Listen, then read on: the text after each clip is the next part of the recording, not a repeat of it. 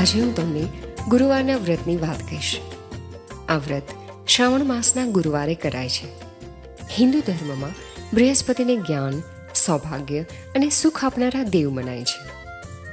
આ વ્રતના દિવસે ભાત અને દૂધ જેવી સફેદ વસ્તુઓ ભોજનમાં લઈ, એટલે કે મીઠા વગરનું મોડું એકટાણું કરાય છે.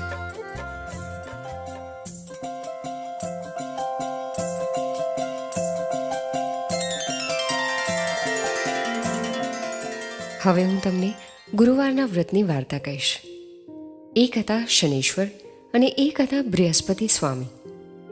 બંનેમાં એક વખત વાદ વિવાદ થયો. શનીશ્વર કહે હું મોટો અને બૃહસ્પતિ કહે હું મોટો. બંનેએ વિચાર કર્યો, ચાલો આપણે બીજા પાસે જઈ પરીક્ષા કરાવીએ. થોડી દૂર ગયા ત્યાં બે વાડીઓ આવી. એક વાડી નાની અને બીજી વાડી મોટી. શનીશ્વર કહે હું મોટી વાડીમાં બેસું છું, તો બૃહસ્પતિ કહે હું નાની વાડીમાં. અને જે વાડીમાં શનીશ્વર બેઠા હતા તે સાંજ થઈ ત્યાં સુધીમાં સુકાવા માંડી. બળદોય ચાલે નહીં, ખેડૂત પણ થાકી ગયો, કૂવામાંથી પાણી પણ ખેંચાય નહીં, અને તેથી વાડીને પાણીએ પવાયું નહીં, ને ખેડૂત તો હેરાન થઈ ગયો. સાંજ પડે ઘરે જતા જતા અફસોસ કરવા લાગ્યો કે આજે તો કોણ જાણે કોના શુકન થયા છે કે કોઈ કામ પત્યું નહીં અને વાડી પણ સુકાઈ જશે. જ્યાં ખેતર બહાર આવી જુએ તો ખેતરને બારણે એક બ્રાહ્મણ બેઠો છે. ખેડૂતે તેને પૂછ્યું, અલ્યા કોણ છો? તો તે બ્રાહ્મણ કહે હું શનીશ્વર છું. મારે અને બૃહસ્પતિને વિવાદ થયો છે, એટલે પરીક્ષા કરાવવા નીકળ્યા છીએ. ખેડૂતે કહ્યું, ભલો થઈ ઊભો થઈ જા, તું બેઠો છો તેમાં જ મારી વાડી સુકાઈ ગઈ. મારું કંઈ કામ થયું નહીં, માટે તને કોણ મોટો કહે? અને તેમ કહી શનીશ્વરને ત્યાંથી ઉઠાડ્યા. અને જ્યાં બૃહસ્પતિ સ્વામી બેઠા હતા ત્યાં તો વાડી હિલોડા લેવા માંડી. ખેડૂત તો ગીત ગાતો જાય અને પાણી પાતો જાય. તેને તો સાંજે બહુ જ આનંદ થયો કે આજે સરસ મજાનું કામ થયું. જ્યાં બહાર આવે છે ત્યાં તો ખેડૂતે એક બ્રાહ્મણને બેઠેલા જોયા. ખેડૂતે પૂછ્યું, મહારાજ આપ કોણ છો અને અહીંયા શું કામ બેઠા છો? બૃહસ્પતિ સ્વામીએ શનીશ્વર અને પોતાની બધી વાત કહી. ખેડૂતે કહ્યું, મહારાજ તમે તો જગત ગુરુ કહેવાઓ, તમને કોણ નાના કહે? તેમ કહી મહારાજને પગે લાગી અને એમને ખૂબ જ ફળો જમાડ્યા. બૃહસ્પતિ સ્વામી રાજી થતાં આગળ ચાલ્યા અને ત્યાં રસ્તામાં શનીશ્વર મળ્યા. તો બૃહસ્પતિ સ્વામી શનીશ્વરને કહે કોણ મોટું કહો? અને શનીશ્વર કહે હજી પણ હું મોટો. બૃહસ્પતિએ પૂછ્યું, બોલો શું તમને વાડીવાળાએ મોટા કહ્યા? શનીશ્વર કહે નહીં, મને તો મારીને કાઢી મૂક્યો. તો બૃહસ્પતિ કહે મને તો પગે લાગી આટલા બધા ફળો આપ્યા. આમ કહીને બૃહસ્પતિએ ખેડૂતે આપેલા ફળો પણ દેખાડ્યા. શનીશ્વર કહે હજી એકવાર ગામમાં ચાલો. ગામવાળા કહે તે સાચું. ગામની પાદરે આવ્યા તો મોટી દુકાનો હતી. શનીશ્વર કહે આપણે તો મોટી દુકાને બેસીશું. બૃહસ્પતિ સ્વામી કહે ભલે. શનીશ્વર તો મોટી બે બારણાવાળી દુકાને બેઠા. જ્યાં ટાઈમ થયો ત્યાં દુકાનનો માલિક આવ્યો અને જુએ છે તો એક બ્રાહ્મણ બેઠો છે. તેને એમ થયું કે ભલે ને બેઠો, આપણે શું? તે તો દરરોજની જેમ દુકાન ખોલી કામ કરવા લાગ્યો. પરંતુ આ તો કોઈ ગ્રાહક આવે નહીં, કોઈ પૈસા ચૂકવવા કે કોઈ ચીજ વસ્તુ લેવા પણ આવે નહીં. પેલા તો ખૂબ રાહ જોઈ કે હમણાં ગ્રાહક આવશે. આમથો તો હું નવરો પણ થતો નથી, ગ્રાહકને પહોંચી શકાતું નથી, પણ આજે આમ કેમ છે? મનમાં વિચાર કરે છે. એમ કરતાં 12 વાગ્યા પણ કોઈ આવતું નથી. તેથી કંટાળીને કહે ચાલો બપોર પછી વકરો થશે એમ વિચાર કરીને બહાર આવે છે. ત્યાં તો પેલા બ્રાહ્મણને જોયું અને પૂછ્યું, અલ્યા કોણ છો તું? શનીશ્વરે આગળ બનેલી બધી વાત કહી. પેલું વેપારી કહે, ભાઈ સાહેબ તમે આજ મારી સવારથી દુકાને બેઠા છો તો મારે આજે એકેય પાઈની કમાણી થઈ નથી. મહેરબાની કરી તમારે જે જોઈએ તે લઈને રસ્તે પડો. તો શનીશ્વર કહે, મારો કર આપે તો ઉઠું, વેપારી કહે, જે કહેશો તે આપીશ, પણ અહીંથી ઉઠી જાઓ. શનીશ્વર કહે, મને તો સવામણ અડદ અને તેલ નાખી ખીચડો કરી આપો. વેપારી કહે, કંઈ વાંધો નહીં, પણ તમે અહીંથી જાઓ. તે તો બધું ઘેર લઈ ગયો અને ઘરે જઈ વાત કરી કે આજે આ બ્રાહ્મણ આપણે ઘરે જમવાના છે અને તેને ખીચડો કરી આપો. વહુવારો તો રાજી થઈ ગઈ કે આજે તો આપણને ખીચડો ખાવા મળ્યો. તેથી જલ્દી રસોઈ કરવા લાગી. શનીશ્વર કહે, જલ્દી કરો, મને ખૂબ ભૂખ લાગી છે, નહીતર શ્રાપ આપીશ. આમ બોલતા બોલતા ડેલીમાં બેઠા. ખીચડો થઈ ગયો કે તુરંત શનીશ્વરને બોલાવ્યા. તે તો જમવા બેઠા અને બધું જ જમી ગયા. સવામણનો ખીચડો ખાઈ ગયા. પાછળ કાંઈ રહેવા દીધું નહીં. વહુઓ તો નિરાશ થઈ ગઈ અને બીજી રસોઈ કરીને શનીશ્વરને ગાળો દેવા માંડી અને કહે, મહેરબાની કરીને તમે અહીંથી જાઓ. આ બાજુ બૃહસ્પતિ સ્વામી નાની દુકાને બેઠા છે. તેને તો ખૂબ જ વકરો થયો. 12 વાગ્યા પણ વેપારી નવરો જ પડતો નથી. પછી ભૂખ લાગી તેથી વિચાર કરવા લાગ્યો, આજે તો ઘણું જ મોડું થયું છે અને થાક પણ બહુ લાગ્યો છે.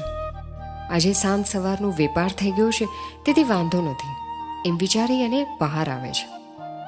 ત્યાં બહાર બ્રાહ્મણ બેઠો છે અને વેપારી તેને પૂછવા લાગ્યો, મહારાજ, તમે કોણ છો અને તમે મારી દુકાને બેઠા, તેથી આજે મારે ખૂબ જ વકરો થયો છે, તો આજે મારે ઘેર જમવા પધારો. બ્રાહ્મણ કહે, આજે મારે ગુરુવાર છે તેથી હું બીજું કંઈ ખાતો નથી. 8 મુઠ્ઠી ચોખા, ખાંડ અને તેમાં ઘી અને દૂધ નાખી ખાઈશ. મારે બીજું કાંઈ ખવાય નહીં. વેપારી કહે, ભલે જે કહેશો તે કરી આપીશું. તે તો ઘેર ગયો અને ડોશીમાને બધી વાત કરી. અને માજીએ વહુને કહ્યું કે આ બ્રાહ્મણ ગુરુવાર કરે છે તેથી તે 8 મુઠ્ઠી રાંધેલા ચોખા જ ખાશે, તેમાં ઘી દૂધ પણ નાખીને, તો જલ્દી તેને કરી આપો. વહુએ વિચાર કર્યો કે 8 મુઠ્ઠી ચોખા કોને થશે? છોકરાઓને પણ નહીં મળે. હશે તો મહારાજ જમશે અને મહારાજ જે કહે તે સાચું એમ કરી મોટા તપેલામાં ચોખા ઓરી દીધા. બૃહસ્પતિ સ્વામી કહે, ચોખા થાય ત્યારે મને જગાડશો, હું ડેલીમાં સૂતો છું. હવે જ્યારે ચોખા થઈ ગયા અને ત્યારે મહારાજને ઉઠાડે છે, પણ મહારાજને બહુ જ ઊંઘ આવી ગઈ છે. તે કેમે ઉઠે જ નહીં. ખૂબ બનાવે છે, ઉઠાડવા મહેનત ખૂબ કરે છે, પણ બ્રાહ્મણ તો ઉઠતા જ નથી. તેથી વેપારીને થયું કે નક્કી બ્રાહ્મણ મરી ગયા છે અને આપણને બ્રહ્મ હત્યા લાગી. તેથી તે ખૂબ જ અફસોસ કરે છે. ડોશીમાં ફળિયામાં ખાડો ખોદે છે અને વિચારે છે કે ખાડામાં મહારાજને દાટી દઈએ, જેથી કોઈને ખબર ન પડે, નહીતર ગામમાં કહેવાશે કે મહારાજને મારી નાખ્યા. તેથી ડોશીમાં તો ખાડો ખોદે છે. જેમ જેમ ખાડો ખોદે તેમ તેમ તેમાંથી પૈસાના ચરો નીકળે છે. ડોશીમાં તો રાજી થઈ ગયા અને બધા ચરો ઘરમાં મૂકી દીધા અને મોટો ખાડો કર્યો. આ બાજુ અવાજ આવવાથી મહારાજ આળસ મળીને બેઠા થયા અને બોલ્યા કે મને મારા ચોખા આપો, મને તો આજે બહુ જ ઊંઘ આવી ગઈ. ડોશીમાએ પગે લાગી બધી વાત મહારાજને કરી. પછી મહારાજ માટે થાળી તૈયાર કરવા જાય છે, ત્યાં તો ચોખાનું પણ આખું તપેલું ભરાઈ ગયું છે. મહારાજ જમીને ઉઠ્યા. સાંજ પડી ત્યારે મહારાજ કહે છે, ચલો હવે હું જઈશ. પછી મહારાજ કહે, મારે તમને એક વાત કહેવાની છે કે મારે અને શનીશ્વરને વાદ થયો છે કે કોણ મોટું, તો એક ટબોડી આપો જેમાં તમને મારે દૂધ આપવું છે. અને જ્યારે તમારું ગામ બળે ત્યારે આ ટબોડીના દૂધની તમારા ઘરની ફરતી ધારાવાળી કરજો અને બૃહસ્પતિ બોલજો, જેથી તમને વાંધો નહીં આવે. અને શ્રાવણ મહિનાનો અજવાળિયો ગુરુવાર કરવાનું શરૂ કરજો. શ્રાવણ મહિનાનો પહેલો ગુરુવાર આવે ત્યારે આ 4 કામ કરશો નહીં. પહેલું, તમે માથે નાશો નહીં. બીજું, બાવા પાડશો નહીં, ગોળા વિછળશો નહીં. ત્રીજું, તમારા ધણીને હજામત કરવા દેશો નહીં. અને ચોથું, ઉંબરે ઓશીકું કરીને સૂવું નહીં. હમણાં પાછળ આવે છે તે છે શનીશ્વર. પાછળ જોશે એટલે ગામ બળવા માંડશે. તમને કંઈ થશે નહીં, તમે આટલું કરશો. આમ કહીને બૃહસ્પતિ સ્વામી ચાલી નીકળ્યા. ત્યાં આગળ જતા શનીશ્વર મળ્યા. તે કહે, હું જ મોટો છું. સવામણનો ખીચડો કરાવ્યો તે હું એકલો બધો ખાઈ ગયો. હું હમણાં જ પાછું વળીને જોઈશ ત્યાં ગામ બળવા માંડશે. બૃહસ્પતિ સ્વામી કહે, મહેરબાની કરીને પાછું વળીને જોઈશ નહીં. ખીચડો તો ભલે ખાઈ ગયો, પણ શનીશ્વર કહે તો જ હું મોટો કહેવાઉં. એમ કહી જ્યાં પાછું વળી જુએ છે તો આખું ગામ બળવા લાગે છે. પેલા ડોશીમાને ખબર પડી કે તરત જ ટબુડી લઈ ઘરની ફરતી દૂધની ધારાવાળી કરતી જાય અને બૃહસ્પતિ સ્વામી તેમ બોલતી જાય. તેથી તેનું ઘર બચી ગયું. ગામ બધું ડોશીમાને પૂછવા લાગ્યું. માજીએ કહ્યું કે મારે ઘેર બ્રાહ્મણ આવ્યા હતા અને તેણે મને કહ્યું હતું કે શ્રાવણ મહિનાનો પહેલો ગુરુવાર કરજો. તેની કૃપાથી સૌ સારાવાના થશે અને રિદ્ધિ સિદ્ધિ ઘરમાં આવશે. તેથી હું ગુરુવાર કરું છું અને તમે બધા પણ કરજો. એમ કરતાં વખત થયો. ડોશીમાં કહે, મારે તો બધું જ છે, તો જાત્રા કરવા જવું છે. ડોશીને ડોસા તો જાત્રા કરવા જાય છે. ત્યાં પાછો શ્રાવણ મહિનો આવે છે. બૃહસ્પતિ સ્વામીને થયું, લાવ ડોશીને પાછો જોઈ આવું. તેમ ધારી બૃહસ્પતિ સ્વામી ભિક્ષા માંગવા જાય છે. ત્યાં ઘરમાંથી વહુ બોલી, અમને તો પડવારે નવરાશ નથી, ત્યાં તમને કોણ લોટ આપે? ગયા શ્રાવણ મહિને તમારા જેવો જ બ્રાહ્મણ આવ્યો હતો અને ગુરુવારનું કહ્યું છે. તે દિવસથી અમારે ઘરમાં કામ કામ અને કામ જ રહ્યા કરે છે. તો તમે મને મહેરબાની કરીને નવરા થવાય તેનો ઉપાય બતાવો. બ્રાહ્મણ કહે, ચાલો ભલે. 2 દિવસ પછી જ ગુરુવાર છે. તમે વહેલા ઉઠી આગળ કહ્યા તે 4 કામ સાથે કરજો અને 12 વાગે ત્યાં ઉંબરે ઓશીકું કરી સૂઈ જજો. તો પહેલાં હતા તેમ નવરા થઈ જશો. વહુ તો રાજી રાજી થઈ ગઈ. ગુરુવાર આવ્યો.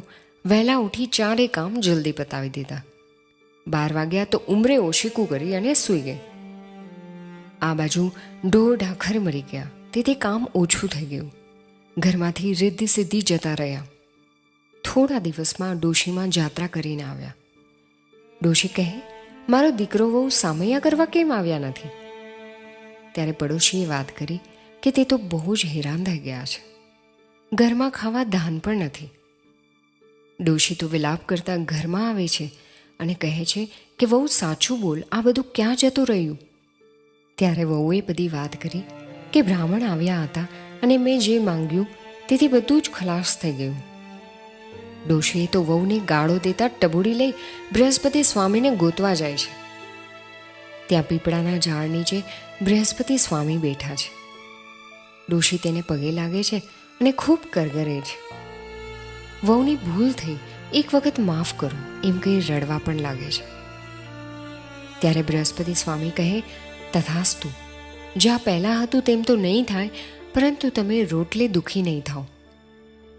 આ ટબુડીમાં પાણી આપું છું, તે ઘરમાં છાંટજો, તેથી રિદ્ધિ સિદ્ધિ રહેશે.